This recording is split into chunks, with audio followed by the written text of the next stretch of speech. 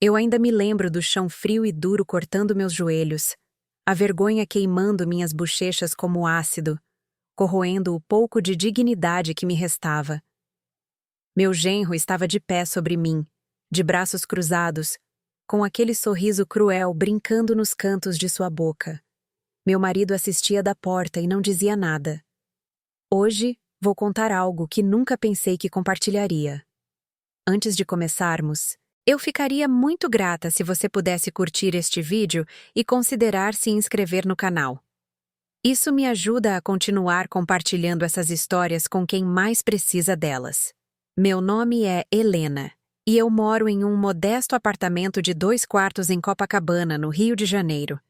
As paredes são finas o suficiente para que eu possa ouvir a televisão da Dona Cecília através do gesso, e o ar-condicionado de janela faz um barulho e silvo como uma fera raivosa toda manhã de inverno.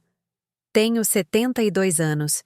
Embora em alguns dias eu me sinta uma anciã, meus ossos carregando o peso de cada sacrifício que fiz, cada promessa quebrada por aqueles que mais amei. Minha rotina havia se tornado tão previsível quanto o horário do metrô. Acordar às 6, fazer café no coador de pano que minha mãe me deu 50 anos atrás. Olhar para as fotografias enfileiradas no corredor estreito. Minha filha Sara bebê, banguela e rindo. Sara no dia de seu casamento, radiante em renda branca, seu novo marido Marcos sorrindo ao lado dela. Meu marido Roberto, sempre um pouco fora de foco, como se nem a câmera conseguisse capturar sua presença. Aquela terça-feira de manhã começou como todas as outras. O vento de março balançava as janelas, trazendo o cheiro de escapamento e de biscoito Globo com mate do vendedor na esquina. Eu estava passando manteiga na torrada quando meu celular vibrou na bancada de fórmica. O nome de Sara iluminou a tela. Meu coração deu aquele estúpido salto de esperança que sempre dava quando ela me contatava, mesmo que a essa altura eu já soubesse que não devia. A mensagem era breve, clínica. Dizia para eu ir jantar na casa deles hoje à noite, que Marcos precisava discutir algo importante e que a comida deveria estar pronta às 6. Sem saudação. Sem ponto de interrogação sugerindo que eu poderia ter outros planos. Apenas uma ordem, como se eu fosse uma empregada em vez de sua mãe. Passei a tarde preparando carne de panela, o prato favorito dela, do jeito que eu fazia todos os domingos quando ela era criança. O apartamento se encheu com o cheiro rico de carne dourando e cebolas caramelizadas. Arrumei a mesa com a louça boa, os pratos com as pequenas flores azuis que foram da minha avó. Até comprei flores frescas no mercadinho, margaridas amarelas que me lembravam da primavera, da esperança, de tempos em que Sara entrava correndo pela porta gritando "Mamãe!" com alegria genuína na voz. Roberto chegou em casa às 5:30, como sempre, jogando o casaco na cadeira em vez de pendurá-lo, servindo-se de 2 dedos de uísque sem me oferecer. Estávamos casados há 48 anos e, em algum ponto do caminho, deixamos de ser parceiros e nos tornamos colegas de quarto que ocasionalmente falavam sobre contas e consultas médicas. Eles chegaram às 6:15. Sara entrou vestindo um casaco de lã caro que eu nunca tinha visto antes, seu cabelo com luzes feitas por um profissional, suas unhas perfeitamente feitas. Marcos a seguiu, alto e bonito daquele jeito que me encantou no início, antes de eu descobrir que seu sorriso era uma arma que ele usava estrategicamente. Ele me cumprimentou com um "Olá, Helena". Não mãe ou sogra. Nunca esses títulos familiares calorosos. Apenas meu primeiro nome, dito com a leve condescendência de quem se dirige a um servo. Sara mal olhou para mim, já no celular, trocando mensagens com alguém mais importante do que a mulher que a deu à luz. O jantar foi tenso. Servia carne de panela, a carne soltando do osso de tão macia após horas de cozimento cuidadoso, as batatas douradas e perfeitas. Eu também tinha feito seus acompanhamentos favoritos. Cenouras caramelizadas, pãezinhos caseiros que comecei a preparar ao meio-dia, dando tempo para a massa crescer direito. Perguntei sobre a semana deles, com interesse genuíno na minha voz, esperando preencher qualquer distância que tivesse crescido entre nós. Marcos respondeu primeiro, sem levantar os olhos do prato, dizendo que foi corrida, sempre corrida. Sara respondeu com o mesmo, você sabe como é. Exceto que eu não sabia como era, porque eles nunca mais me contavam.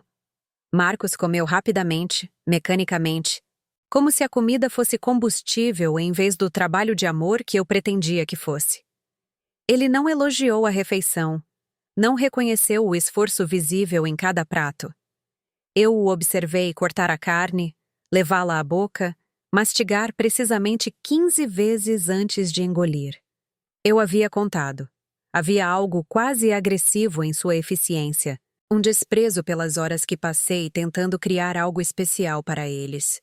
Sara empurrava os legumes pelo prato, seu garfo criando padrões no molho, franzindo a testa para a comida como se ela a tivesse ofendido pessoalmente.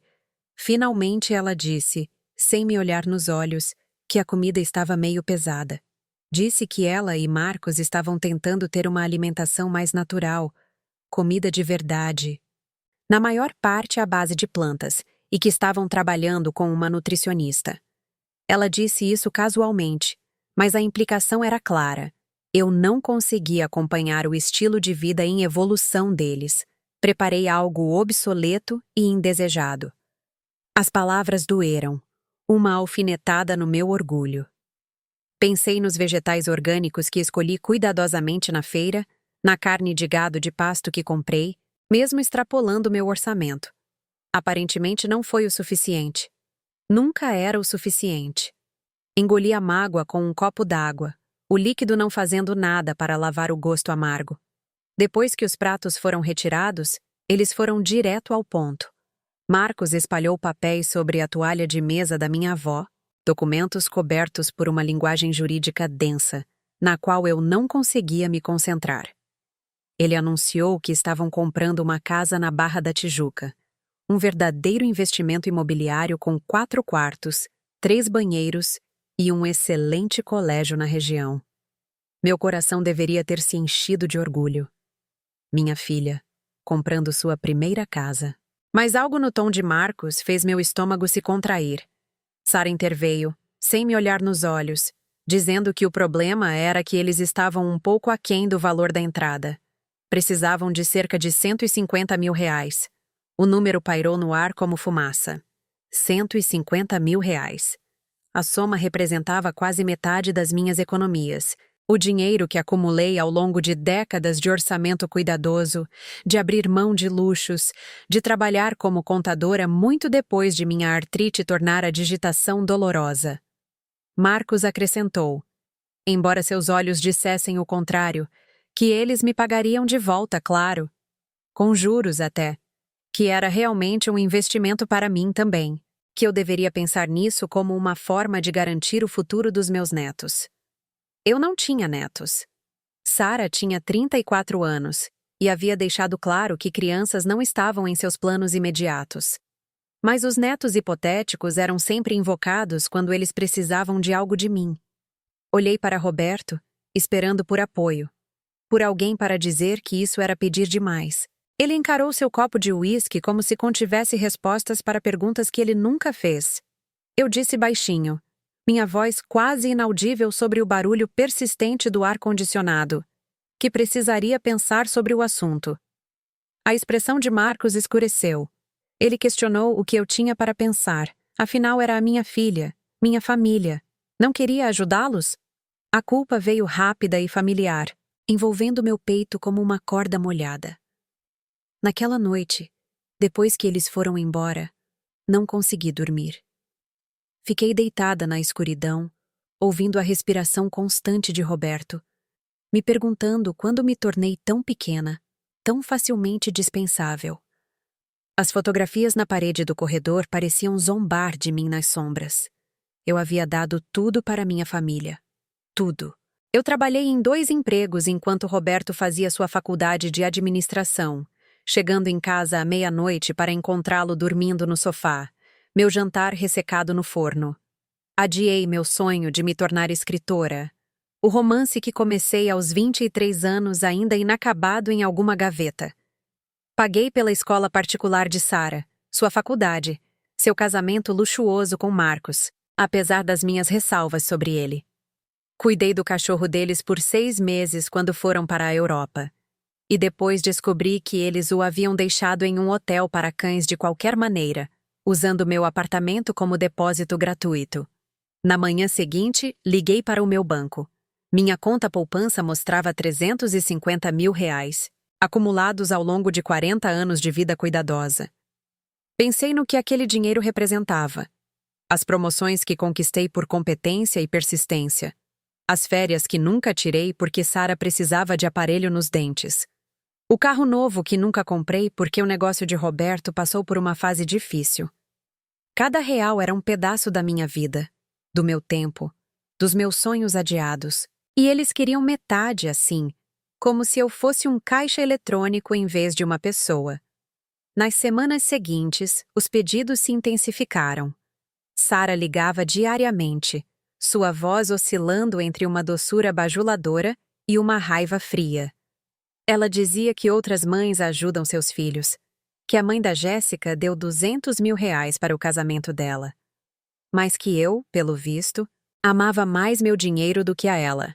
Marcos enviava e-mails com anúncios de imóveis, projeções de investimento, argumentos projetados para fazer o pedido deles parecer não apenas razoável, mas inevitável.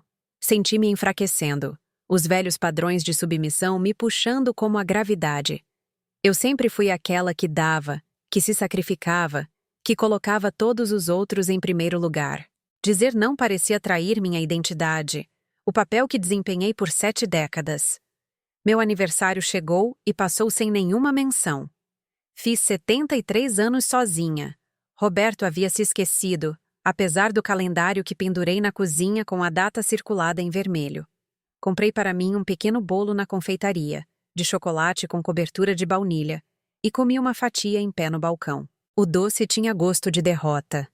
2 dias depois, peguei uma gripe forte, do tipo que te atinge como um trem desgovernado. Começou com uma garganta arranhando no café da manhã, evoluiu para calafrios no almoço e, à noite, minha febre havia subido para 39,5. Meu corpo doía tanto que eu mal conseguia ficar de pé, cada músculo gritando em protesto quando eu tentava ir da cama ao banheiro. O apartamento flutuava dentro e fora de foco, as paredes respirando com meu delírio. Não me lembrava da última vez que estive tão doente, tão vulnerável, tão desesperadamente necessitada de outro ser humano. Liguei para Sara, meus dedos tremendo tanto que mal consegui desbloquear o celular. Eu não estava pedindo muito. Talvez ela pudesse trazer uma sopa, sentar comigo por 1 hora, garantir que eu estava tomando os remédios certos. Talvez ela pudesse apenas estar presente, da mesma forma que estive presente para ela em todas as doenças da infância, em todas as noites de febre, em todos os momentos em que ela precisou de mim. O telefone tocou 4 vezes antes de cair na caixa postal. Deixei uma mensagem, minha voz rouca e patética, dizendo: "Oi, querida, é a mamãe. Estou muito doente. Será que você poderia passar aqui?" 1 hora depois, chegou uma mensagem de texto.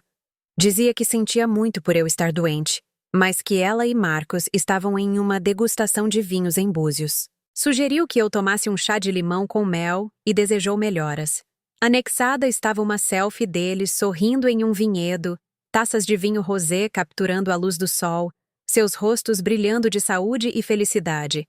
Eles estavam a 2 horas de distância, se divertindo enquanto eu suava nos lençóis, sozinha e com um medo que não sentia desde a infância.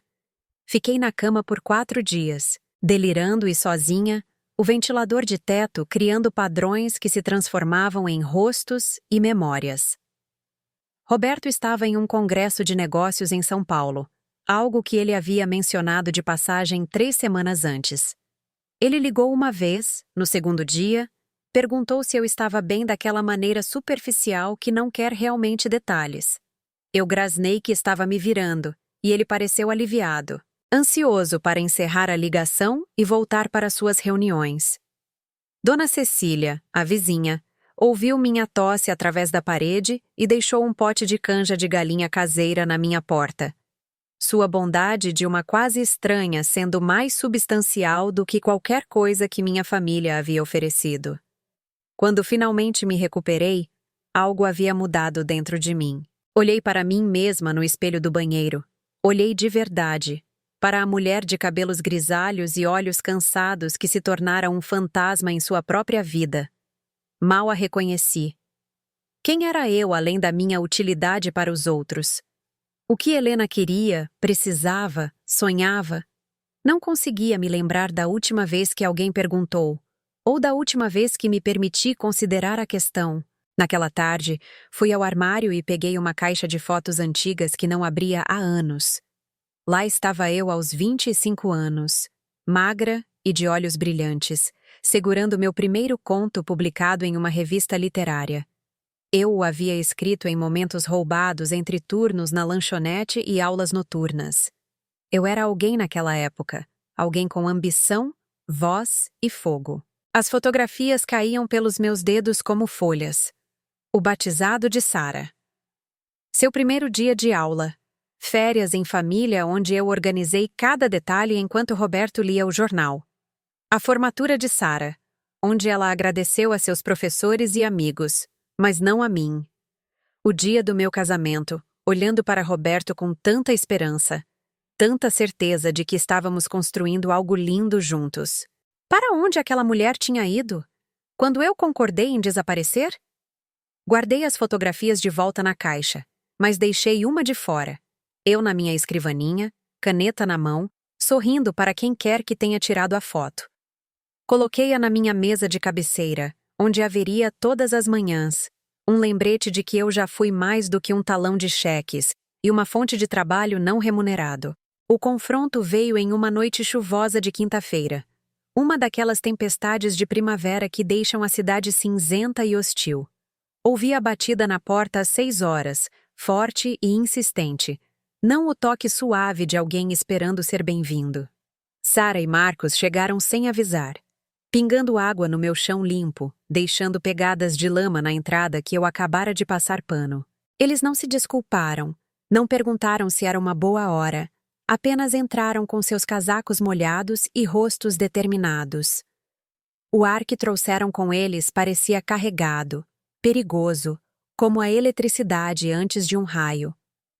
Sara disse sem preâmbulos, sem se preocupar com um olá, ou como você está, ou qualquer uma das gentilezas sociais que suavizam a interação humana, que precisávamos de uma resposta. Sua voz era dura, profissional, o tom que ela provavelmente usava com subordinados em seu trabalho. Disse que os vendedores não esperariam para sempre e que precisávamos do dinheiro transferido até segunda-feira, ou perderíamos a casa. Segunda-feira. 3 dias. Eles estavam me encurralando, criando uma urgência artificial para forçar minha decisão. Reconheci a tática porque li sobre ela em um artigo sobre manipulação. Criar uma falsa escassez para pressionar alguém a tomar decisões que de outra forma recusaria. Eu vinha ensaiando aquele momento há dias, praticando minha resposta no espelho como uma atriz se preparando para a performance mais importante de sua vida. Eu fiquei no meu banheiro e disse: não, sinto muito, mas não posso te dar esse dinheiro, tentando tons diferentes, firme, apologético, gentil, resoluto. Anotei minhas razões, as memorizei, fortaleci minha determinação até pensar que era inabalável. Mas, enfrentando-os agora, vendo a expectativa em seus olhos, a suposição absoluta de que eu cederia como sempre fazia, que desempenharia meu papel de mãe autossacrificada sem resistência, meu discurso cuidadosamente preparado evaporou como água no asfalto quente.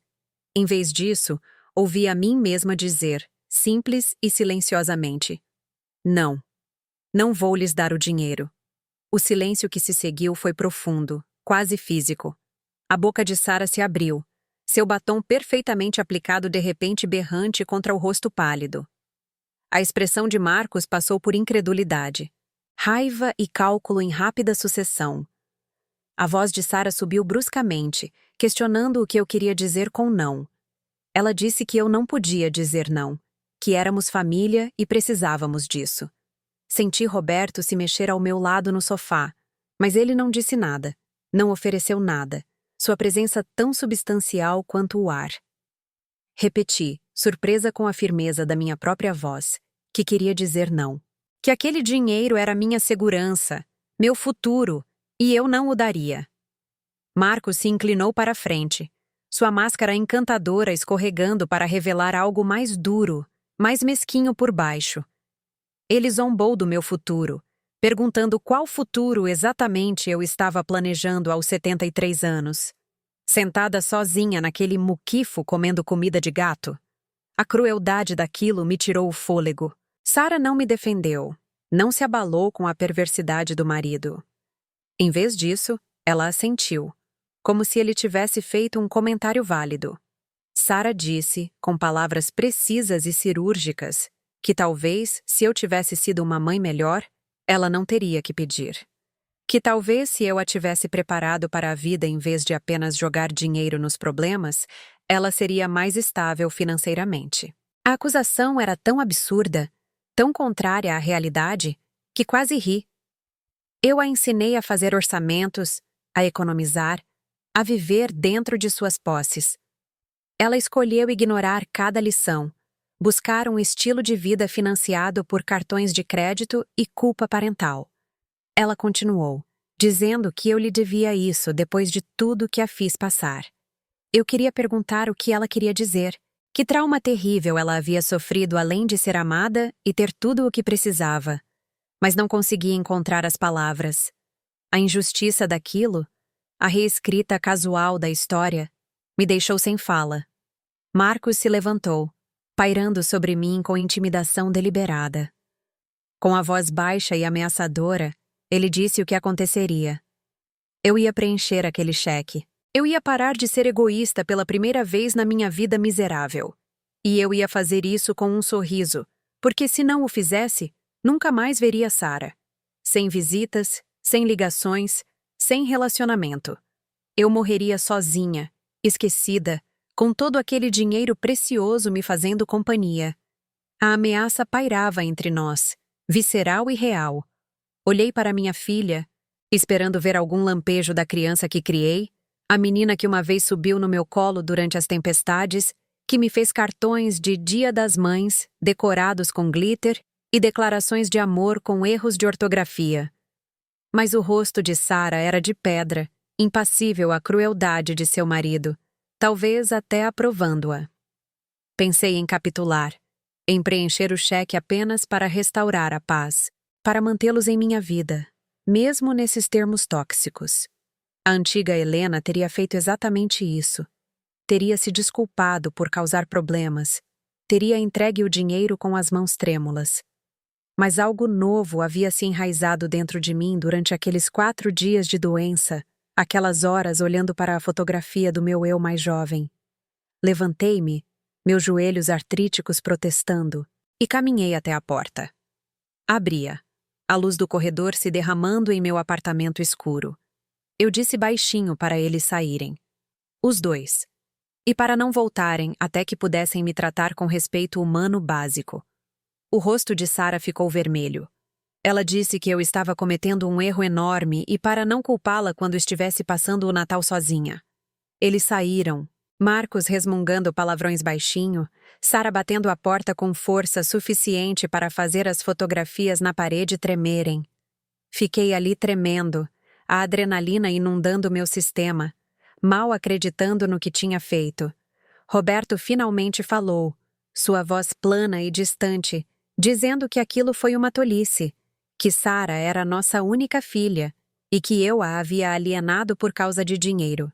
Suas palavras, sua defesa automática deles, pareceram uma traição pior do que qualquer coisa que Sara ou Marcos tivessem feito. Virei-me para olhar para meu marido de 48 anos, olhei de verdade para ele, e vi um estranho. Um homem que me deixou carregar todos os fardos, que me viu ser maltratada e não disse nada, que valorizava a paz em detrimento da parceria.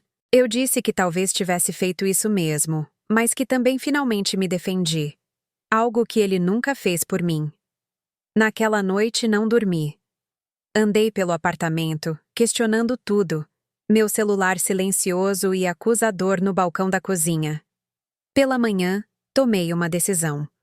Liguei para o meu banco e abri uma conta separada, transferindo minhas economias apenas para o meu nome, removendo o acesso de Roberto. Em seguida, liguei para uma advogada, uma mulher chamada Patrícia Campos, cujo escritório ficava a 3 quarteirões de distância, e marquei uma consulta para discutir a proteção dos meus bens e, potencialmente, atualizar meu testamento. Os passos pareciam pequenos, mas monumentais, como aprender a andar depois de anos engatinhando. Os dias que se seguiram foram estranhos e silenciosos, sem ligações de Sara, sem mensagens manipuladoras de Marcos. Roberto se movia pelo apartamento como um fantasma, sua desaprovação silenciosa um peso constante. Mas também senti algo inesperado: leveza. Pela primeira vez em décadas, acordei sem catalogar imediatamente minhas obrigações para com os outros. Fiz café só para mim. Li o jornal de ponta a ponta em vez de folhear enquanto preparava o café da manhã. Fui à biblioteca e peguei livros sobre escrita, sobre como resgatar a criatividade na vida adulta. Foi lá, na sala de leitura da biblioteca, em uma tarde de terça-feira, que conheci Clara. A sala cheirava a livros velhos e cera de móveis. A luz do sol entrava por janelas altas e criava poças de calor nas mesas de madeira gastas.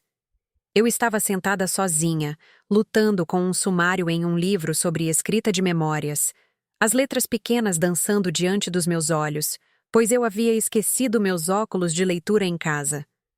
Eu estava semicerrando os olhos, frustrada, prestes a desistir, quando uma voz ao meu lado disse que o truque era segurar o livro com o braço estendido. Faz você parecer ridícula, mas funciona. Olhei para cima e vi uma mulher de talvez 65 anos, com cabelos prateados cortados em um pixie estiloso, que emoldurava seu rosto lindamente.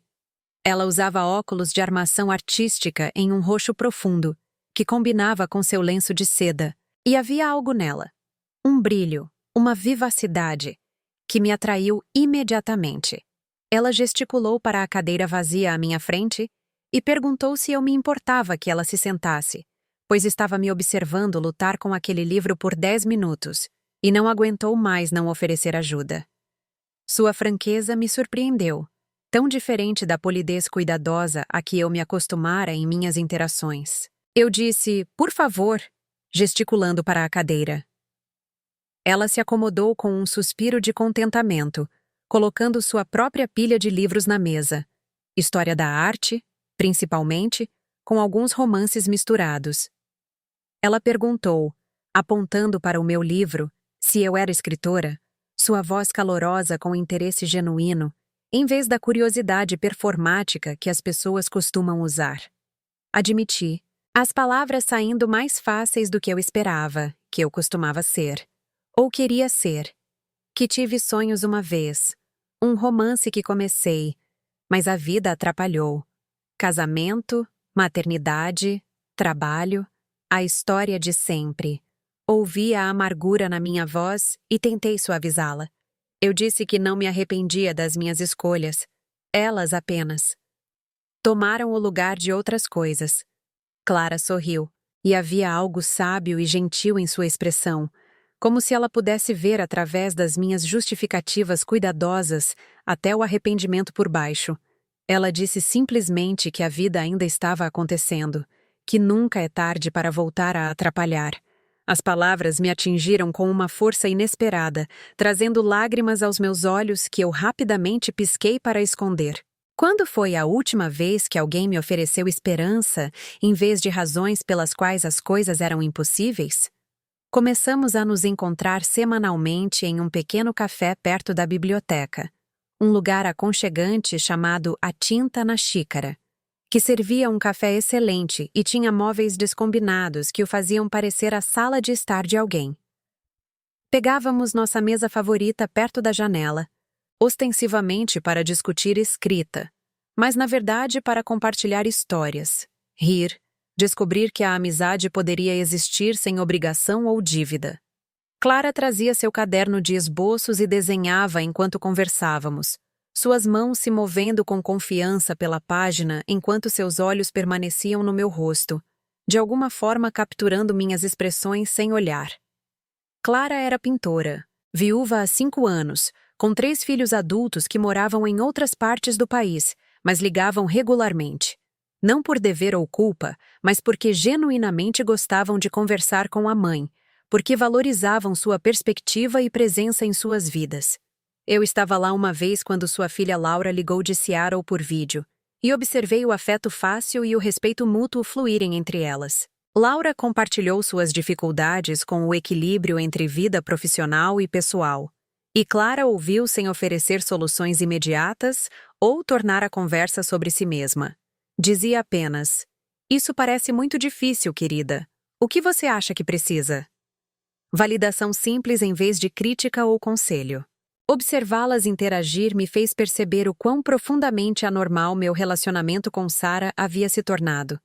Era assim que a família poderia ser. Deveria ser. Conexão sem transação, amor sem contagem de pontos, apoio que fluía nos 2 sentidos em vez de sempre em uma única direção. Senti uma pontada de luto pelo que perdi, pelo relacionamento que Sarah e eu poderíamos ter tido se eu tivesse aprendido essas lições mais cedo. Mas também senti esperança. Não era tarde demais. Já estávamos mudando, já estávamos construindo algo melhor. Clara me incentivou a começar a escrever novamente. Ela sugeriu apenas 15 minutos por dia. Para não me preocupar se estava bom, apenas para colocar palavras no papel. Comecei, hesitantemente no início, descrevendo minha infância na zona rural de Minas Gerais, a pequena fazenda dos meus pais, a maneira como a luz da manhã se filtrava pelas macieiras. As palavras vieram devagar, depois mais rápido, desbloqueando memórias que eu havia enterrado sob anos de serviço e autonegação. Escrevi sobre conhecer Roberto em uma festa da igreja, como ele parecia bonito em seu terno azul marinho. Escrevi sobre o nascimento de Sarah, o amor e o terror avassaladores de segurar aquela criatura minúscula e perfeita. Escrevi sobre a erosão gradual da minha identidade, tão lenta que não percebi até quase desaparecer por completo. 3 semanas após nosso confronto, Sarah ligou. Vi seu nome na tela e senti meu coração acelerar. Aquela velha resposta pavloviana à sua atenção. Deixei tocar 4 vezes antes de atender. Um pequeno ato de resistência. Ela disse, "Mãe", com a voz tensa e controlada, e perguntou se poderíamos conversar, se ela poderia passar lá amanhã. Hesitei, lembrando das palavras de Clara em nosso último encontro. Você decide os termos dos seus relacionamentos agora. Você não é mais um personagem coadjuvante na história deles. Respirei fundo. Eu disse que ela podia vir, mas que Marcos não era bem-vindo até que se desculpasse por seu comportamento. O silêncio se estendeu entre nós. Sarah perguntou incrédula se eu estava falando sério. Eu disse que estava completamente surpresa com minha própria firmeza. Ela veio sozinha na tarde seguinte, vestida casualmente com jeans e um suéter que eu lhe dera de aniversário 3 anos antes. Sentamos na sala de estar, o chá esfriando entre nós nas xícaras de porcelana da minha mãe. Sarah parecia desconfortável, roendo as cutículas, evitando o contato visual. Ela começou dizendo que Marcos achava que eu estava sendo irracional, e eu levantei a mão. Eu disse que não me importava com o que Marcos pensava. Eu me importava com como ela se sentia, com nosso relacionamento, com o fato de ela me ver como uma pessoa ou apenas um recurso. O rosto da minha filha se desfez um pouco, alguma emoção rompendo sua compostura cuidadosa. Ela sussurrou que não era justo, que ela me amava. Perguntei, não com crueldade, mas genuinamente, se ela amava. Porque amor parece respeito, Sarah. Amor é ligar nos aniversários. Amor é visitar quando alguém está doente. Amor não envia pedidos de Pix com mensagens de culpa. Ela se encolheu com isso e sentiu uma pontada de arrependimento, mas não retirei o que disse. A verdade, por mais dolorosa que fosse, precisava ser dita. Sarah disse, com a voz subindo defensivamente, que eu não entendia a pressão sob a qual eles estavam. O custo de vida, as expectativas, tentar acompanhar os amigos. Que eles precisavam de ajuda, e eu tinha o dinheiro ali parado sem fazer nada. Coloquei minha xícara de chá na mesa com cuidado, organizando meus pensamentos. Eu disse que entendia de pressão, meu bem. Que vivi com ela minha vida inteira. Que entendia de ter 2 empregos. Que entendia de sacrifício. O que eu não entendia era o sentimento de direito. Essa crença de que meu dinheiro, o trabalho da minha vida, pertencia automaticamente a ela. Sara se levantou abruptamente, a raiva brilhando em suas feições. Ela disse: "Tudo bem. Fique com seu precioso dinheiro. Espero que ele te mantenha aquecida à noite quando você for velha e solitária, e ninguém se importar se você vive ou morre." Ela saiu, batendo a porta com a mesma violência que Marcos havia demonstrado, me deixando sentada no silêncio repentino, lágrimas escorrendo pelo meu rosto. Mas mesmo enquanto eu chorava, mesmo enquanto meu coração se partia com a crueldade da minha filha, não me arrependi da minha decisão. Pela primeira vez, eu me escolhi. Naquela noite, Roberto chegou tarde, com hálito de uísque, e anunciou que havia falado com Sara. Ele disse secamente que eu precisava me desculpar, que eu estava destruindo esta família por teimosia e orgulho. Olhei para este homem com quem passei quase 5 décadas e percebi que estava sozinha neste casamento há anos. Talvez sempre. Eu disse simplesmente, não. Não vou me desculpar por ter limites. Ele balançou a cabeça, enojado, e retirou-se para o quarto de hóspedes, onde vinha dormindo com mais frequência ultimamente. Passei a Páscoa sozinha naquele ano, o primeiro grande feriado da minha vida sem família. Cozinhei um pequeno tender, fiz batatas gratinadas, arrumei a mesa para uma pessoa. Deveria ter sido deprimente, até patético, mas em vez disso, pareceu estranhamente pacífico. Comi devagar, saboreando cada mordida, ouvindo música clássica em vez da televisão que Roberto sempre insistia em ter ligada durante as refeições. Depois do jantar, peguei meu laptop e escrevi por 3 horas, me perdendo em uma história sobre uma mulher que havia esquecido como sonhar e estava aprendendo a se lembrar. Quando finalmente fui para a cama, me senti mais satisfeita do que depois de qualquer uma das caóticas reuniões de família que eu havia organizado e limpado por décadas. Em maio, algo mudou. Acordei uma manhã e encontrei um envelope debaixo da minha porta. Dentro, havia um cartão, de papelaria cara com flores em relevo e a caligrafia de Sara. Dizia: "Mãe, tenho pensado no que você disse. Talvez você esteja certa. Talvez eu tenha te desvalorizado. Marcos e eu gostaríamos de te convidar para jantar na próxima sexta-feira em nosso apartamento. Sem agenda, sem pedidos. Apenas jantar. Se você estiver disposta." Segurei o cartão por um longo tempo, procurando a armadilha, a manipulação oculta. Mas as palavras pareciam genuínas, ou pelo menos tão genuínas quanto Sara fora capaz de ser em anos. Enviei de volta um simples sim e passei a semana esperançosa e cautelosa. O apartamento deles em Manhattan era caro, elegante, cheio de móveis que custavam mais do que meu orçamento anual. Marcos me cumprimentou na porta com o que pareceu um calor real, ajudando-me com o casaco, oferecendo vinho. Ele disse, Helena, e a distância formal em sua voz ainda estava lá, mas de alguma forma mais suave. Obrigado por ter vindo. Sara havia cozinhado de verdade em vez de pedir comida, e a refeição estava surpreendentemente boa. Tivemos uma conversa superficial sobre o tempo, sobre um filme que Sara tinha visto, sobre as reformas que estavam acontecendo em seu prédio. A conversa era superficial, mas agradável. Uma mudança bem-vinda dos confrontos tensos que caracterizaram nossas interações recentes. Depois do jantar, enquanto eu ajudava a tirar os pratos, apesar dos protestos deles, Sara tocou meu braço. Ela perguntou se poderíamos conversar de verdade. Sentamos no sofá cor de creme deles, Marcos desaparecendo discretamente no quarto para nos dar privacidade. Os olhos de Sara estavam vermelhos, Se por causa do vinho ou da emoção, não consegui dizer. Ela admitiu baixinho que estava fazendo terapia, desde a nossa briga. E que a terapeuta a ajudou a perceber algumas coisas sobre como ela vinha me tratando. Esperei, mal ousando respirar, esperando que não fosse outra manipulação.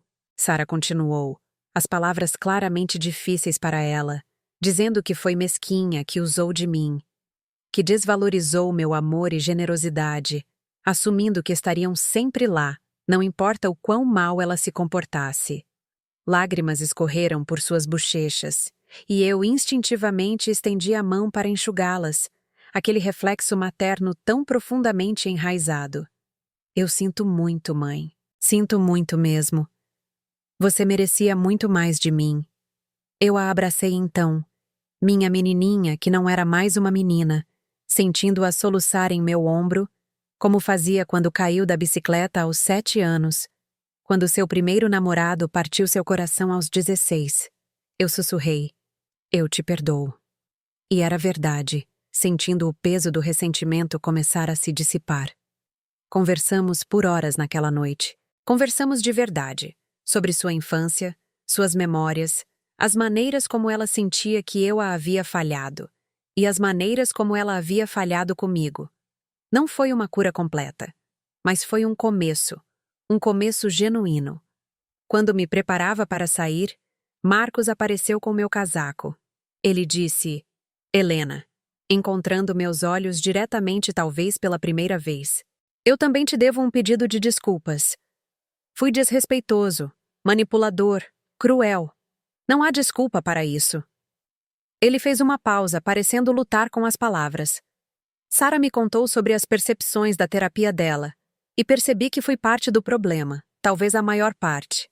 Cresci em uma família onde dinheiro era igual a amor, onde os relacionamentos eram transacionais.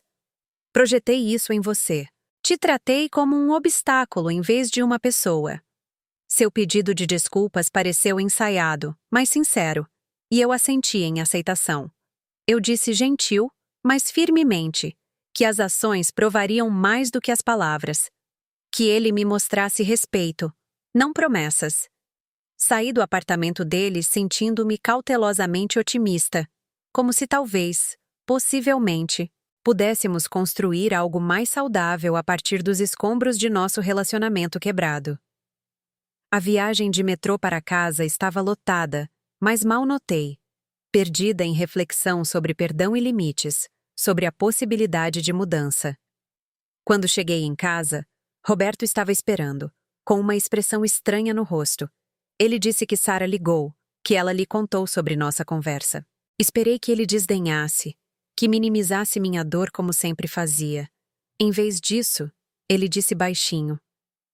Eu falhei com você, Helena. Como marido, como parceiro. Fiquei de braços cruzados enquanto eles te maltratavam. Escolhi o conforto em vez da coragem todas as vezes.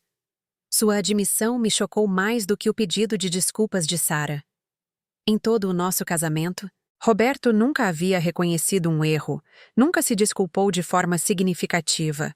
Ele continuou, com a voz embargada, que não sabia como consertar isso, que não sabia se poderia ser o homem que eu merecia o tempo todo, mas que gostaria de tentar, se eu o permitisse. Olhei para aquele estranho que era meu marido e senti um emaranhado complexo de emoções.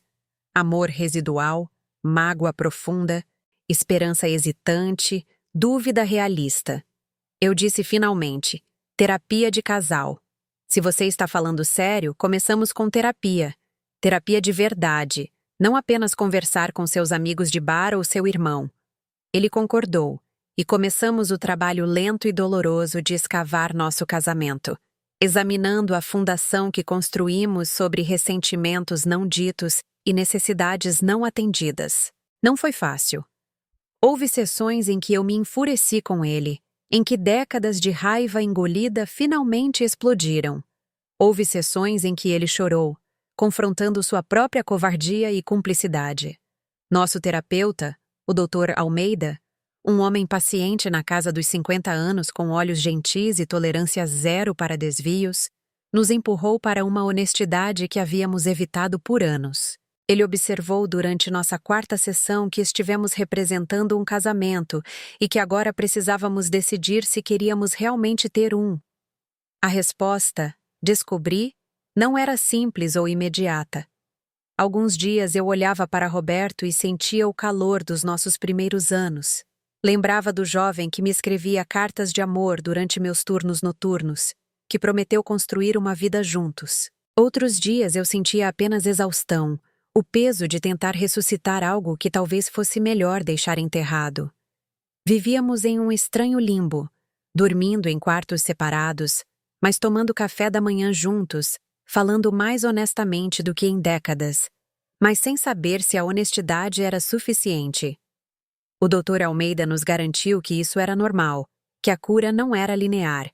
Ele disse que estávamos aprendendo a ser nós mesmos, o que era aterrorizante depois de quase 50 anos, sendo quem pensávamos que deveríamos ser.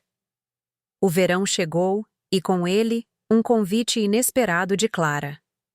Ela anunciou durante um café que iria para Paraty por 2 semanas, que alugou uma casinha em uma pequena cidade costeira, e que havia um segundo quarto se eu quisesse me juntar a ela.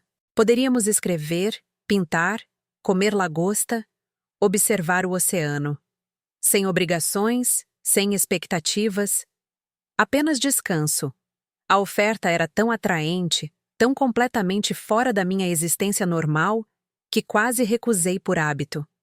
Mas então me lembrei da nova Helena, aquela que aprendeu a se escolher. Eu disse que adoraria e comprei uma passagem de ônibus naquela tarde. Eu disse a Roberto que estava saindo por 2 semanas, não pedindo permissão, mas informando-o como uma adulta autônoma. Ele pareceu surpreso, mas não se opôs. Ele perguntou, com preocupação aparentemente genuína, se eu estaria segura. Respondi que estaria com uma amiga e que ficaria bem. Sara reagiu com entusiasmo quando mencionei a viagem durante nosso telefonema semanal, um ritual que restabelecemos com limites claros. Ela disse que era incrível, que eu merecia férias e que mandasse fotos. O apoio casual, a falta de culpa ou manipulação, pareceu um presente. Paraty foi uma revelação. A viagem de ônibus pela costa levou 6 horas, passando por pequenas cidades e trechos de Mata Atlântica, por praias rochosas e vilarejos de pescadores desgastados que pareciam saídos de um cartão postal. Pressionei meu rosto contra a janela como uma criança, observando a paisagem se transformar de expansão urbana para beleza selvagem, sentindo algo dentro de mim se expandir a cada quilômetro que nos afastava da cidade. A casa que Clara alugou era pequena e desgastada, situada em um afloramento rochoso com vistas infinitas do Atlântico. O chão rangia, as paredes eram pintadas de um amarelo alegre que desbotara para creme, e toda a estrutura tremia quando ventos fortes sopravam do oceano. Era perfeito. Mais perfeito do que qualquer coisa que eu experimentara em anos. Havia 2 quartos minúsculos com colchas que cheiravam a lavanda, uma cozinha com um fogão antigo que exigia um certo jeito para acender, e uma varanda onde podíamos sentar e observar as ondas quebrarem nas rochas abaixo. Entramos em um ritmo fácil quase imediatamente, o tipo de fluxo natural que acontece quando 2 pessoas são genuinamente compatíveis. Café da manhã na varanda, enroladas em cobertores contra o ar fresco de junho, observando os barcos de pesca saírem na escuridão antes do amanhecer. Sessões de escrita ao meio-dia na mesa de madeira arranhada perto da janela, onde a luz era perfeita, e o som do oceano fornecia um pano de fundo constante e calmante. Passeios à tarde pela praia, com os pés descalços na água fria, coletando cacos de vidro polidos por décadas de ondas e troncos de madeira, moldados em esculturas fantásticas pelos elementos. Clara pintava aquarelas do farol que ficava de sentinela na ponta, dos barcos de pesca coloridos balançando no porto, dos pores do sol dramáticos que pintavam o céu com tons de laranja, roxo e rosa que eu nunca tinha visto em Copacabana. Ela trabalhava rapidamente, com confiança, seu pincel capturando a essência das coisas em vez de detalhes fotográficos.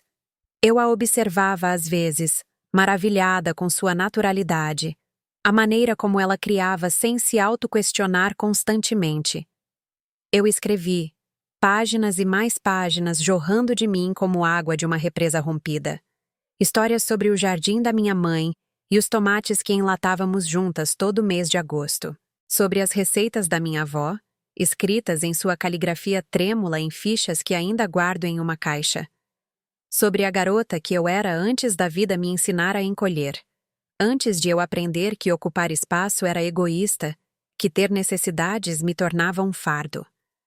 As palavras vinham sem esforço, surpreendendo-me com sua clareza e verdade. Uma noite, sentada na varanda enquanto a névoa subia do oceano, Clara perguntou: "Você está feliz, Helena?" A pergunta era tão direta, tão profunda, que tive que realmente considerá-la. Feliz? Pensei na minha frágil reconciliação com Sara, no meu complicado trabalho com Roberto, na solidão que escolhi em vez de aceitar o abuso. Eu disse finalmente que estava me tornando feliz, que estava aprendendo como é se importar comigo mesma, não apenas com as outras pessoas, que isso era novo, desconfortável às vezes, mas novo. Clara assentiu, com compreensão em seus olhos. Bom, você mereceu isso. Ficamos acordadas até tarde naquela noite, bebendo vinho e falando sobre nossas vidas, nossos arrependimentos, nossas esperanças para os anos que restavam. Clara me contou sobre seu casamento, como se perdeu no papel de cuidadora quando o marido adoeceu e se reencontrou depois que ele morreu. Ela admitiu que se sentiu culpada por se sentir aliviada, como se devesse querer continuar sofrendo para honrar a memória dele. Mas então percebeu que a melhor maneira de honrar o que tiveram era viver de verdade, tornar-se a pessoa que ele amava antes que a doença consumisse tudo. Suas palavras ressoaram profundamente, me dando permissão para imaginar um futuro além do dever e da diminuição. Quando voltei para o Rio, bronzeada, descansada e me sentindo mais como eu mesma do que em décadas, encontrei o apartamento transformado. Roberto havia pintado a sala de estar com uma cor creme quente que iluminou o espaço. Ele pendurou cortinas novas, organizou as prateleiras bagunçadas e até comprou flores frescas para a mesa da cozinha. Ele explicou, parecendo nervoso e esperançoso, que queria que eu voltasse para algo agradável. Que esteve pensando no que eu disse, sobre ações provarem mais do que palavras. Fiquei comovida, apesar das minhas reservas persistentes, vendo esse esforço, por menor que fosse, como evidência de que a mudança poderia ser possível. Mas eu também voltei com clareza sobre o que eu precisava, independentemente de meu casamento sobreviver ou não. Eu havia escrito em Paraty, escrito de verdade, concluindo 3 contos que pareciam vivos e verdadeiros. Eu os submeti a revistas literárias, pequenas publicações que provavelmente não os aceitariam, mas que talvez aceitassem, que ofereciam a possibilidade de ser vista como mais do que a mãe ou esposa de alguém. Fiz planos para continuar minha amizade com Clara, para fazer um curso de escrita na faculdade comunitária, para viajar mais, para dizer sim às experiências e não às obrigações. Então veio a reunião de família no final de agosto, um churrasco na nova casa alugada de Sara e Marcos na Barra. Eles encontraram um lugar dentro do orçamento, um charmoso sobrado com um quintal e boas escolas por perto, planejando os filhos que agora discutiam seriamente. Fui de carro com Roberto, que esteve estranhamente quieto durante a viagem, música clássica tocando suavemente no rádio. A casa era adorável, cheia de luz e possibilidade, e Sara nos deu um tour com orgulho genuíno, em vez do comentário pontudo sobre o que teriam comprado se eu os tivesse ajudado. Marcos comandava a churrasqueira, Sara preparava saladas, e eu me sentei no deck deles observando pardais brigarem por migalhas de pão. Roberto me trouxe uma limonada sem que eu pedisse. Um pequeno gesto que pareceu monumental. Tudo parecia pacífico, curado, um final feliz para nossa dolorosa história. Então, Sara pegou seu laptop, animada para me mostrar algo. Ela começou dizendo que ela e Marcos estavam conversando sobre suas finanças e mostrou uma planilha, que eles criaram um orçamento, começaram a economizar seriamente e, olhe, já haviam guardado R$ 30.000 para um fundo de entrada. Dinheiro de verdade que eles ganharam, não emprestado ou implorado. Senti-me orgulhosa, genuinamente orgulhosa, olhando para a evidência de sua crescente maturidade e independência. Eu disse, e era verdade, que era maravilhoso e que eles deveriam se orgulhar muito de si mesmos. Marcos se juntou a nós, sentando-se na cadeira ao lado de Sara, suas mãos se unindo em um gesto de propósito unido. Ele admitiu que não teriam conseguido sem o meu choque de realidade. Que eu ter me imposto, recusando-me a permitir o sentimento de direito deles, foi o alerta de que precisavam. Então, ele me agradeceu, sinceramente. A gratidão foi inesperada e me comoveu profundamente. Talvez a dor tenha valido a pena. Talvez estabelecer limites tenha salvado em vez de destruir nosso relacionamento. Então o celular de Sara vibrou com uma mensagem. Ela olhou para ele, sua expressão vacilando com algo que não consegui decifrar antes que seu rosto se suavizasse em neutralidade. Ela disse casualmente que era Jéssica, perguntando se eles ainda iriam para o fim de semana no vinhedo no próximo mês. Assenti educadamente, sem ter ideia do que ela estava falando. Sara e Marcos trocaram um olhar, alguma comunicação silenciosa passando entre eles. Marcos disse lentamente que eles estavam planejando essa viagem há um tempo. Um fim de semana com alguns amigos em uma região vinícola no interior. Estava no calendário há meses. Meses. Uma viagem que eles planejavam há meses e nunca me mencionaram. Senti a velha e familiar pontada de exclusão, mas a reprimi. Eles eram adultos com suas próprias vidas. Não precisavam me relatar todos os planos. Eu disse com a voz firme, que parecia adorável e que esperava que eles se divertissem muito. A expressão de Sara mudou para algo como culpa. Ela disse que o problema era que eles me convidaram, que Marcos me enviou um e-mail sobre isso em junho, mas eu nunca respondi. Então eles assumiram que eu não estava interessada. Franzi a testa, pegando meu celular para verificar meu e-mail. Com certeza, enterrada na minha pasta de spam, estava uma mensagem de Marcos com detalhes sobre a viagem, perguntando se eu queria ir. Eu nunca a vi. Nunca soube do convite, e eles interpretaram minha não resposta como rejeição. Eu pedi muitas desculpas, mostrando a eles a pasta de spam. Eu disse que nunca recebi, que teria adorado ir. Mas mesmo enquanto dizia isso, uma pequena voz na minha cabeça se perguntava se isso era verdade. A antiga Helena teria aceitado o convite de imediato, reorganizado sua agenda, feito funcionar? Provavelmente. A nova Helena faria isso? Eu não tinha certeza. O alívio de Sara era visível. Ah, graças a Deus. Fiquei tão magoada por você ter nos ignorado, especialmente depois que estamos tentando tanto reconstruir.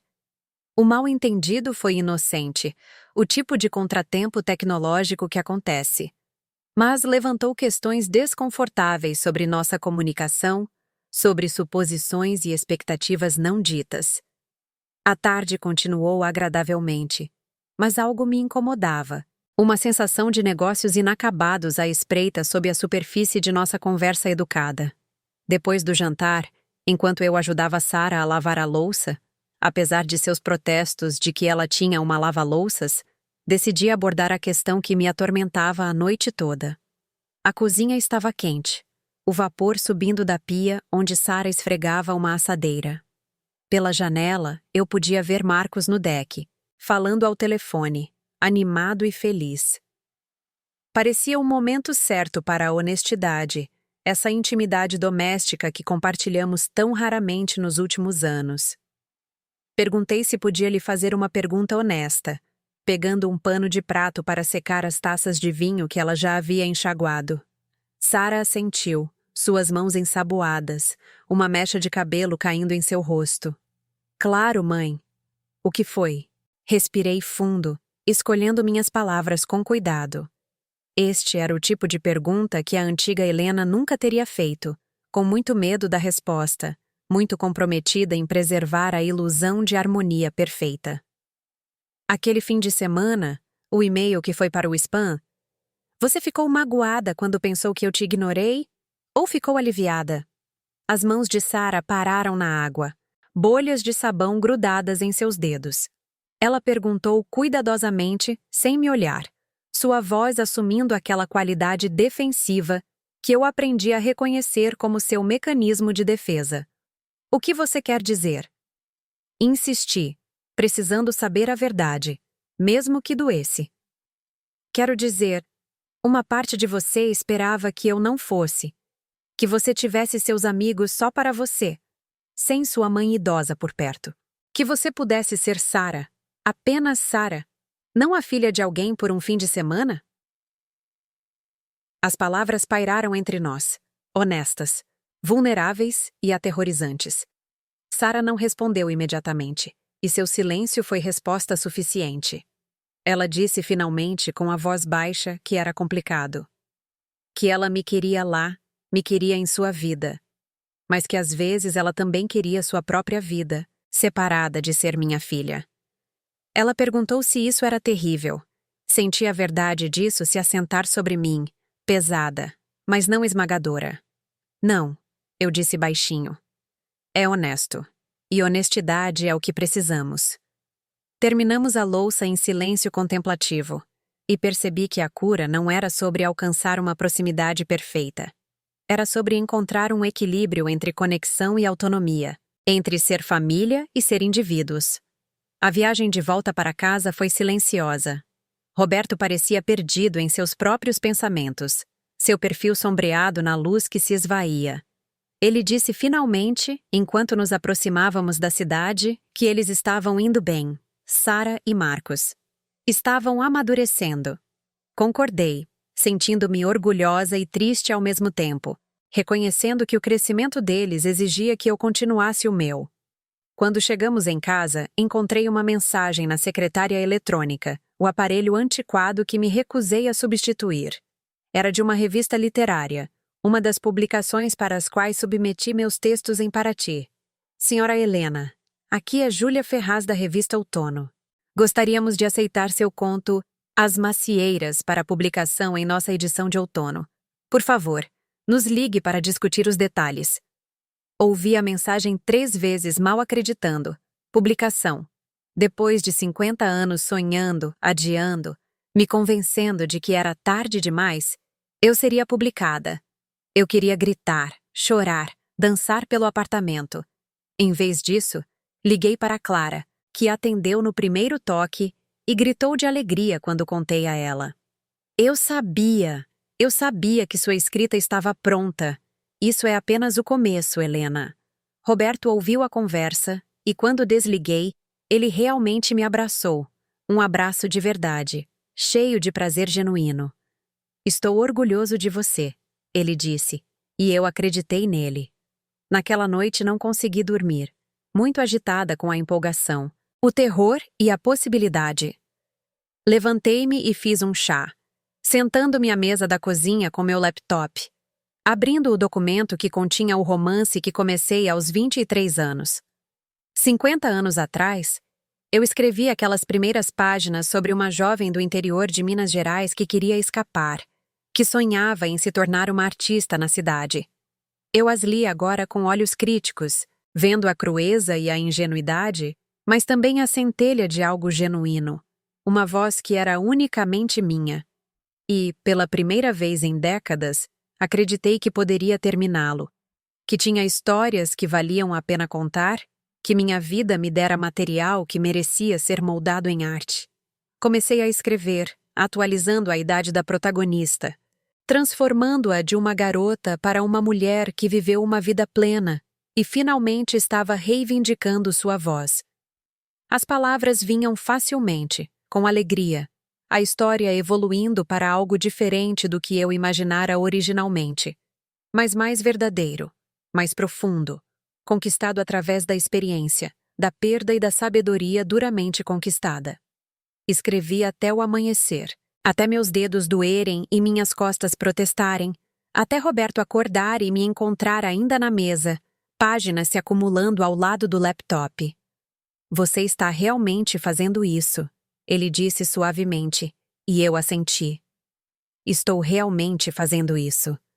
O outono chegou, pintando as árvores do Parque do Flamengo com cores de fogo.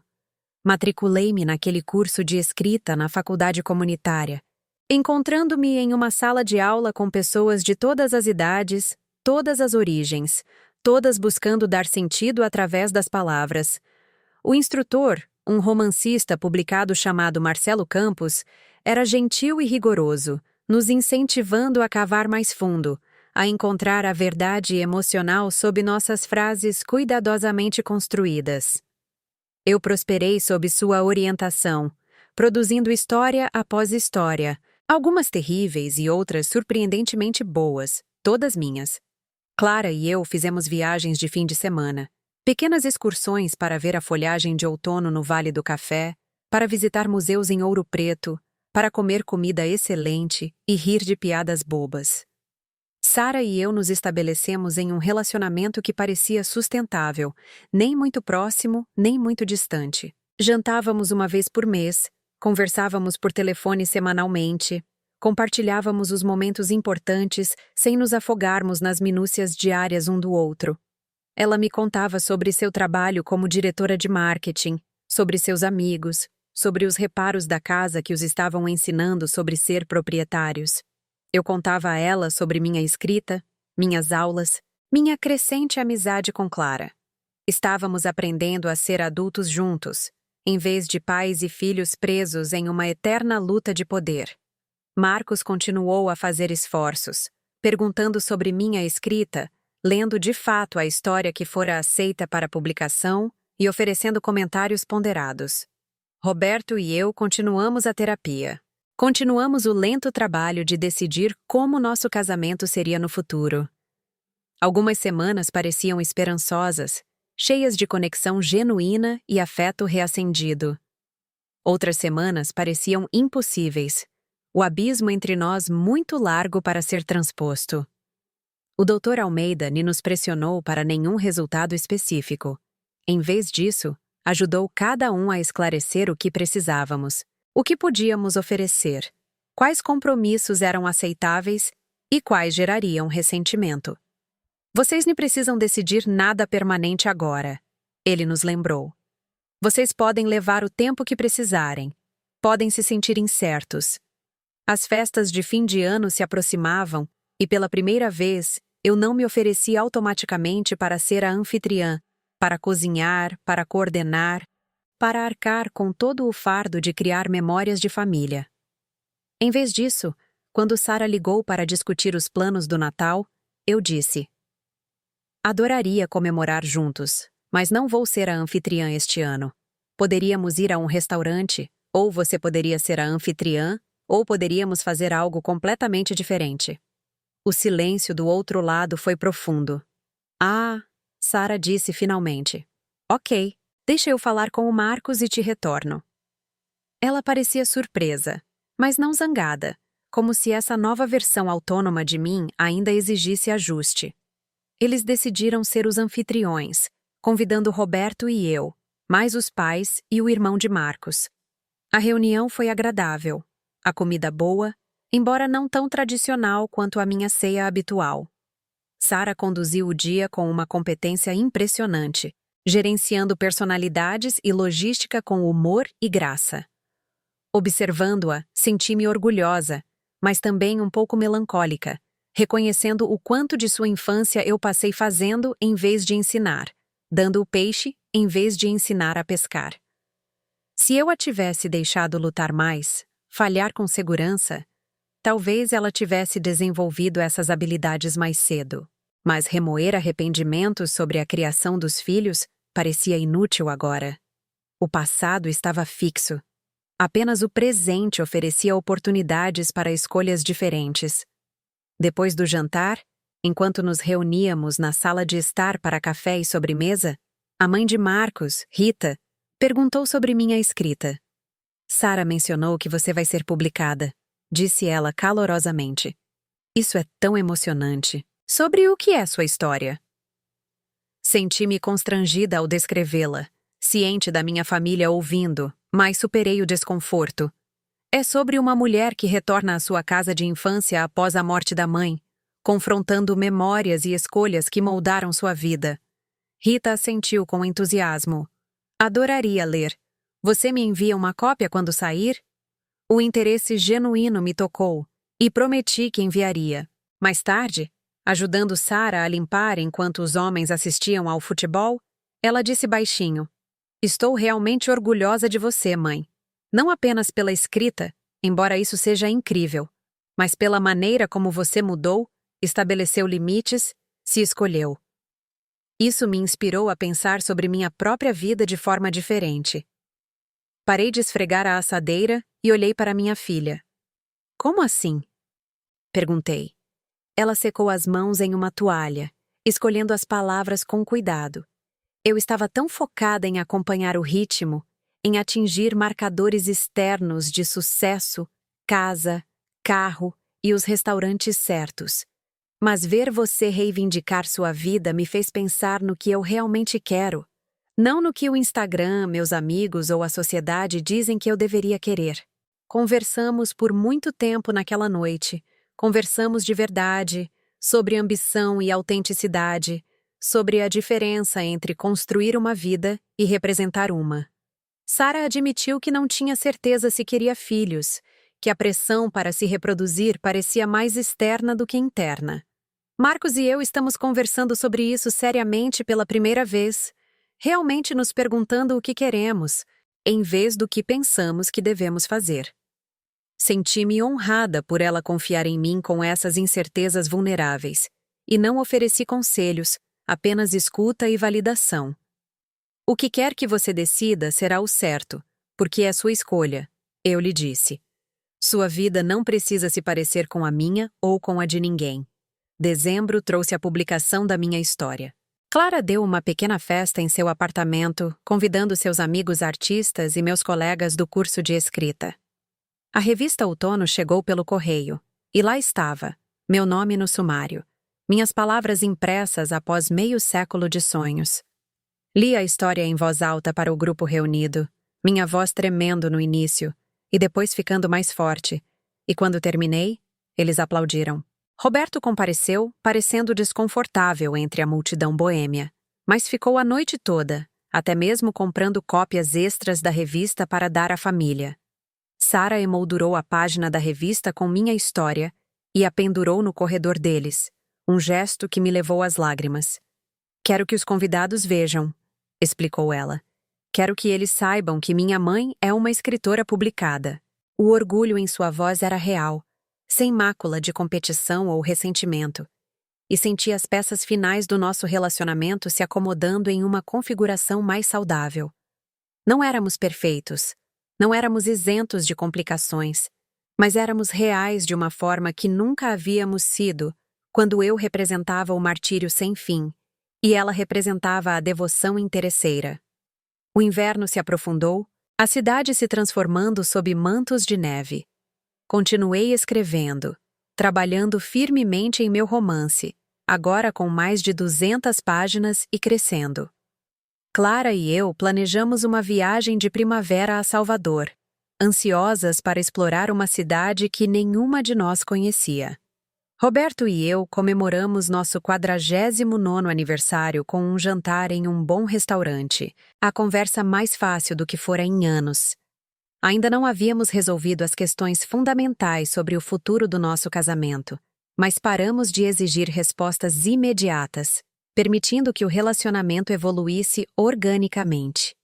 Então veio a noite que testou tudo o que eu havia construído, o momento em que descobri se minha transformação era genuína ou meramente performática. Era uma terça-feira de janeiro, um frio cortante, uma daquelas noites em que a temperatura cai abaixo de zero e o vento corta cada camada de roupa como uma faca.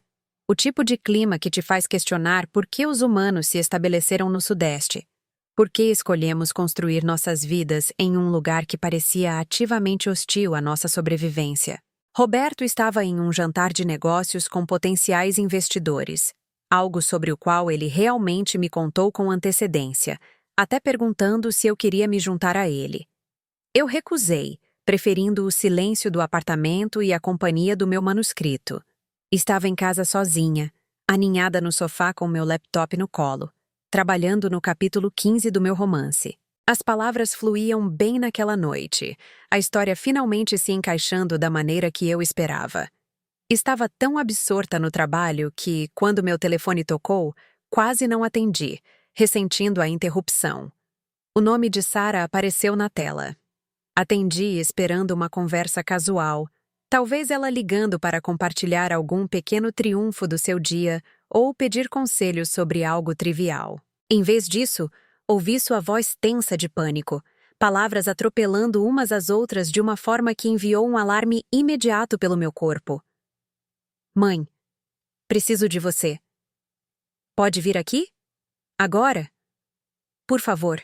Eu sei que é tarde e o tempo está horrível, mas eu realmente preciso de você. Meu coração imediatamente saltou para as piores conclusões. O que há de errado? Exigi, já fechando meu laptop, meu trabalho criativo esquecido. Você está ferida? O Marcos está bem? Preciso chamar uma ambulância? A mãe em mim, aquele instinto que nunca morre, não importa a idade do seu filho, assumiu o controle completamente. Meu coração imediatamente assumiu o pior. Acidente, doença, morte. O que há de errado? Exigi, já pegando meu casaco. Eu explico quando você chegar. Por favor, apenas venha. A viagem para a Barra foi aterrorizante. Estradas geladas e escuras. Minha imaginação conjurando todas as catástrofes possíveis. Quando cheguei, a casa deles brilhava com luz, e Sara abriu a porta antes que eu pudesse bater. Ela parecia péssima, o rosto manchado de choro, as mãos tremendo. O que aconteceu? Perguntei, puxando-a para um abraço. Você está ferida? O Marcos está bem. Ela assentiu, afastando-se. Estamos bem, fisicamente. Mas, mãe, algo aconteceu, e não sei o que fazer. Sentamos na sala de estar deles, e ela me contou a história. Marcos havia recebido uma oferta de emprego dos sonhos em São Francisco, uma promoção gigantesca em uma empresa de tecnologia, o triplo de seu salário atual, ações da empresa, o tipo de oportunidade que poderia mudar sua trajetória financeira permanentemente. É tudo pelo que trabalhamos, disse Sara com a voz embargada. O dinheiro, o prestígio, o avanço na carreira. Esperei pelo mas eu não quero ir, admitiu ela, novas lágrimas escorrendo por suas bochechas. Eu construí uma vida aqui. Meu emprego, meus amigos, minha terapeuta. E você, mãe, acabei de te ter de volta. Não quero me mudar para o outro lado do país logo quando finalmente descobrimos como ser uma família. A antiga Helena teria se sacrificado imediatamente, teria dito a ela para aceitar o emprego, teria minimizado seus próprios sentimentos para facilitar a decisão. A nova Helena respirou fundo e falou sua verdade. Eu ficaria arrasada se você se mudasse, disse eu honestamente. Sentiria uma falta terrível de você. Nossos jantares mensais, nossas ligações, saber que você está perto o suficiente para visitar. Seria uma perda real para mim. Sara pareceu surpresa, como se esperasse que eu priorizasse imediatamente a oportunidade dela em detrimento dos meus próprios sentimentos. Mas, continuei, é a sua vida e a vida do Marcos. A decisão tem que ser sobre o que é certo para vocês, não sobre gerenciar minhas emoções. Ficarei triste se você for, mas também ficarei bem. Tenho minha escrita, meus amigos, minha própria vida agora. Você não precisa me proteger dos meus sentimentos. Conversamos por horas, ponderando opções e possibilidades. Sara revelou que a oferta de emprego desencadeou uma profunda reflexão sobre o que ela realmente queria versus o que ela achava que deveria querer. Marcos está animado, admitiu ela. E parte de mim também está. Mas parte de mim também se pergunta se estamos correndo atrás das coisas erradas, dinheiro e status em vez de comunidade e conexão. Ouvi sem aconselhar, fazendo perguntas em vez de fornecer respostas, confiando nela para encontrar sua própria clareza. Eventualmente, Marcos chegou em casa. E nós três continuamos a conversa, explorando todos os ângulos. Nas semanas seguintes, Sara e Marcos lutaram com a decisão, tendo conversas difíceis sobre valores, prioridades e quais sonhos tinham precedência. Mantive-me cuidadosamente neutra, apoiando sem direcionar, disponível, mas não intrusiva. Finalmente, eles tomaram sua decisão. Marcos recusaria a oferta. Eles ficariam no Rio, priorizariam relacionamentos em vez de construir currículo, escolheriam a presença em vez do prestígio. Percebemos que estávamos caindo na mesma armadilha, explicou Sara quando ligou para me contar. Correndo atrás de validação externa em vez de construir algo significativo. Seu exemplo, mãe. Você se escolhendo, isso nos mostrou que há outro caminho. Senti-me orgulhosa, mas também um pouco ansiosa. Você não pode tomar essa decisão por minha causa, disse eu firmemente. Não quero ser a razão pela qual você se arrepende de desistir de uma oportunidade. Sara riu, um som genuíno, livre de amargura. Você não é a razão, mãe. Você é parte da razão, mas é maior do que isso. Queremos uma vida, não um estilo de vida. E a queremos aqui, enraizados na comunidade, perto das pessoas que amamos. Suas palavras me encheram de alegria, alívio e uma profunda gratidão por estarem escolhendo a conexão enquanto ainda eram jovens o suficiente para aproveitá-la. A primavera chegou, trazendo aquele milagre particular do Rio de Janeiro de árvores florindo em meio ao concreto. Clara e eu fizemos nossa viagem a Salvador. Ficamos no Pelourinho, comemos acarajé e iguarias locais, ouvimos música e mergulhamos em uma cultura tão diferente da nossa. Escrevi em cafés, capturando as paisagens, os cheiros e os sons, sentindo minha arte se aprofundar a cada nova experiência.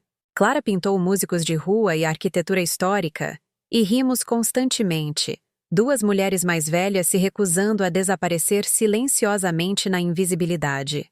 Quando voltei, bronzeada, feliz e cheia de histórias, encontrei Roberto esperando com notícias próprias. Ele decidiu se aposentar mais cedo, afastar-se do negócio que construiu, para dar espaço à vida que negligenciou durante décadas de vício em trabalho. Quero viajar com você, disse ele simplesmente.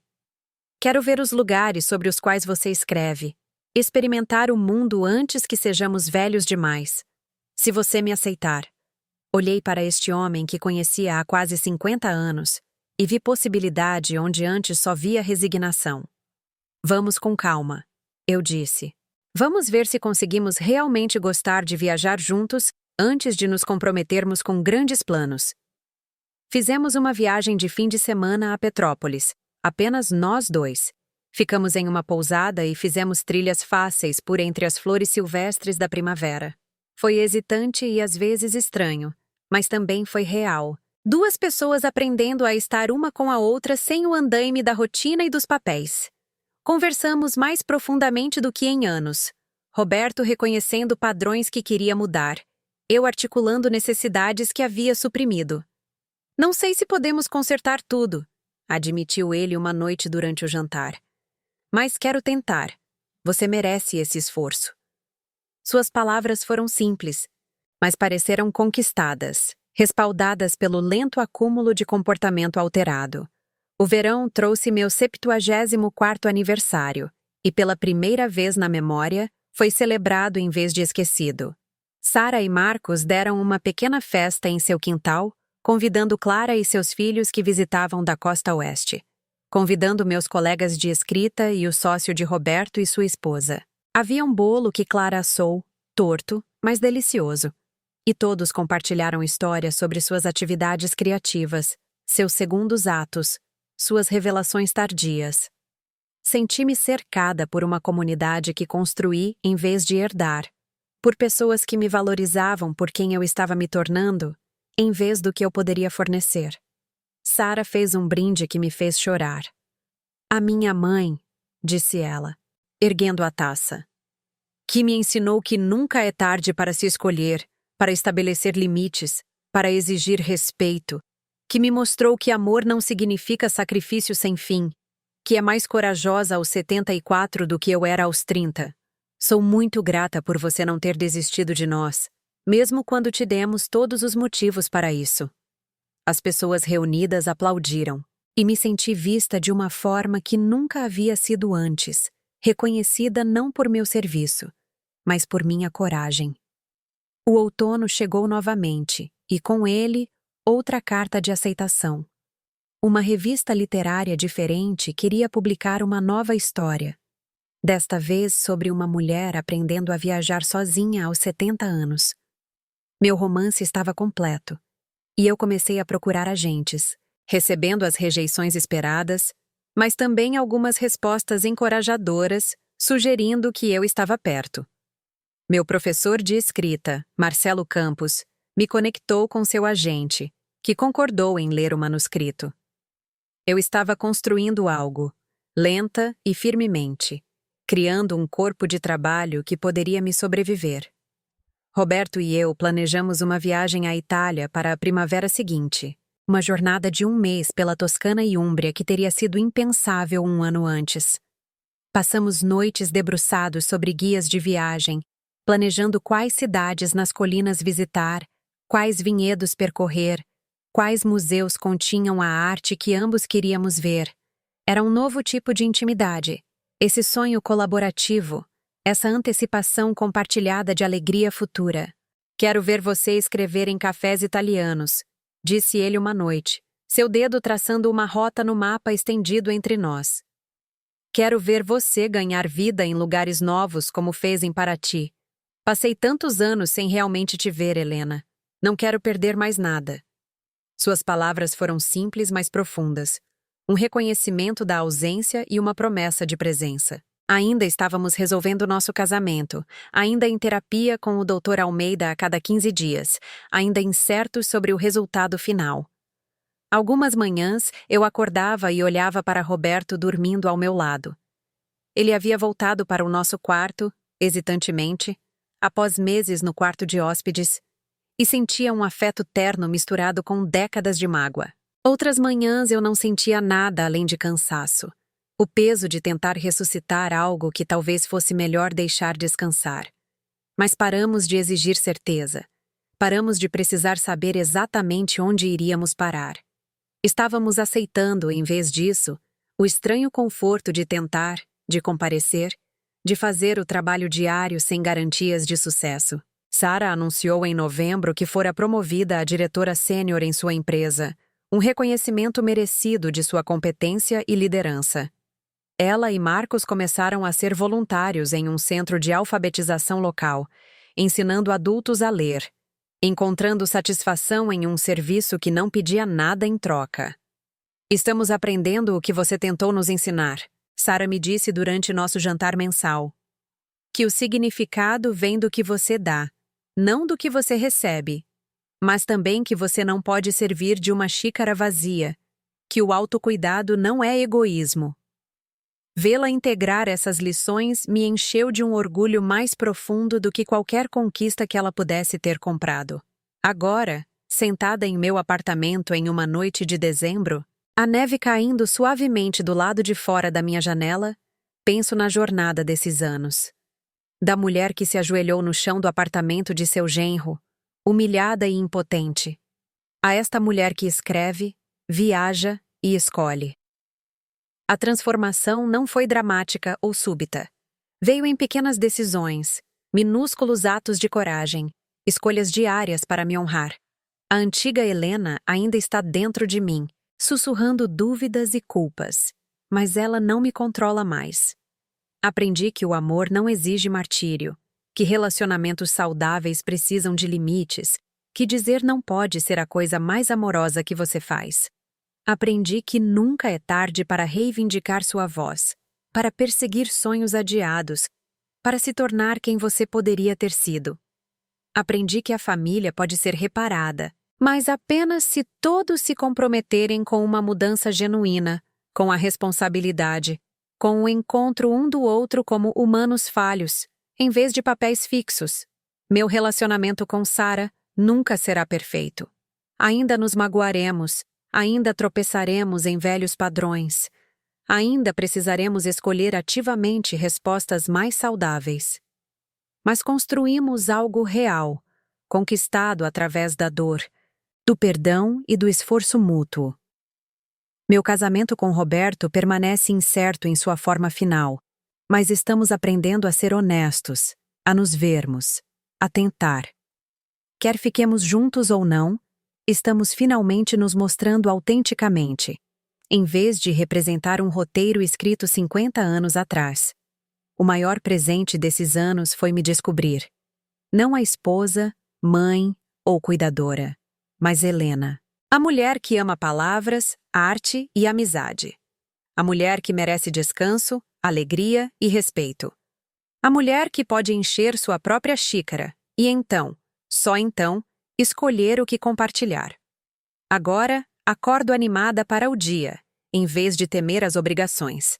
Faço planos que servem aos meus interesses, em vez das necessidades de todos os outros.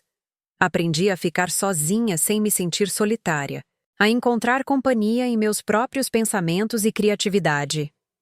E aprendi que a transformação não é egoísta. Ao me escolher, paradoxalmente, tornei-me mais disponível para um relacionamento genuíno. Posso amar Sarah mais livremente agora que não estou me afogando em ressentimento. Posso apreciar os esforços de Roberto agora que não estou constantemente desapontada com suas falhas.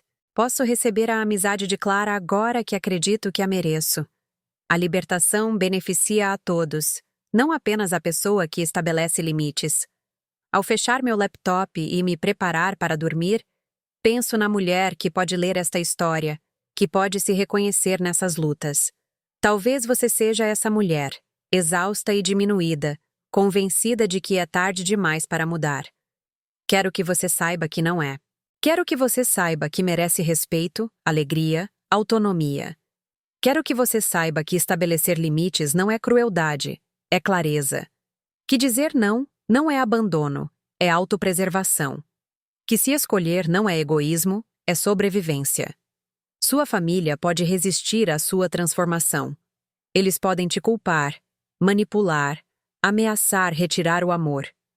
Alguns relacionamentos podem não sobreviver à sua evolução. Isso é doloroso, mas às vezes necessário. As pessoas que realmente te amam se ajustarão, farão seu próprio trabalho, encontrarão seu eu mais saudável com alívio, em vez de ressentimento. E se não puderem, se preferirem você diminuída e complacente, então o relacionamento foi construído sobre exploração, em vez de amor. Você tem permissão para querer mais, ser mais, exigir mais. Permissão para perseguir interesses que não servem a ninguém além de você mesma.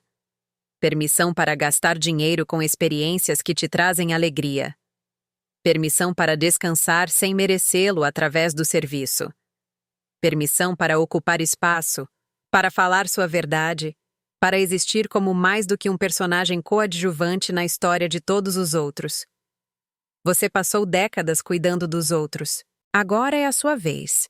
Não sei quantos anos me restam. 74 não é jovem, e meu corpo me lembra diariamente de suas limitações. Mas por mais dias que restem, estou determinada a vivê-los plenamente, autenticamente, com alegria. Para escrever histórias que importam. Para viajar para lugares que me inspiram. Para nutrir relacionamentos que alimentam em vez de esgotar. Para ser Helena, em toda a minha glória complicada, imperfeita e em evolução. Essa é a minha história. Essa é a minha verdade. Esse é o meu convite para você escrever sua própria libertação. Você já viveu algo semelhante? Ou conhece alguém que tenha vivido? Compartilhe sua história nos comentários abaixo. Sua experiência importa. Sua voz merece ser ouvida. Se esta história ressoou em você, por favor, considere curtir este vídeo e se inscrever no canal. Isso ajuda essas mensagens a alcançarem as pessoas que mais precisam delas, as mulheres e os homens que estão prontos para reivindicar suas vidas, que são corajosos o suficiente para se escolherem. Obrigada por ouvir. Obrigada por estar aqui. Obrigada por fazer esta jornada comigo.